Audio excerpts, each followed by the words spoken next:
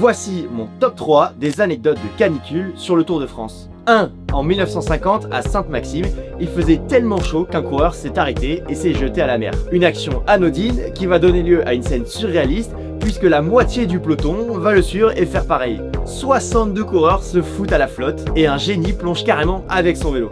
L'organisateur furieux hurle sur la plage pour les forcer à remonter sur leur vélo.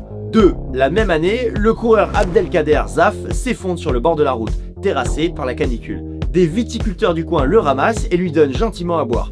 Le problème, quand un viticulteur vous donne à boire, c'est rarement de l'eau. Complètement bourré et secrètement chargé aux amphétamines, Zaf remonte sur son vélo et repart à fond, mais dans le sens inverse. Le mec est pété comme un coin.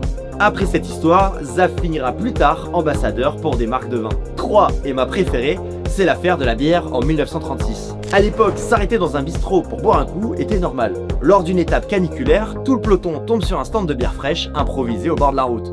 Tout le monde s'arrête assoiffé, sauf Julien Moineau. Il trace tout droit et gagne l'étape en solitaire. En revanche, ce que le peloton ne sait pas, c'est que les mecs qui distribuent la bière gratuite, ce sont ses potes payés pour ralentir les autres. C'est du génie. Et si tu veux découvrir d'autres anecdotes complètement folles, je t'invite à aller voir ma dernière vidéo YouTube sur laquelle je raconte toute l'histoire du Tour de France. Et je te promets, t'as pas envie de rater ça.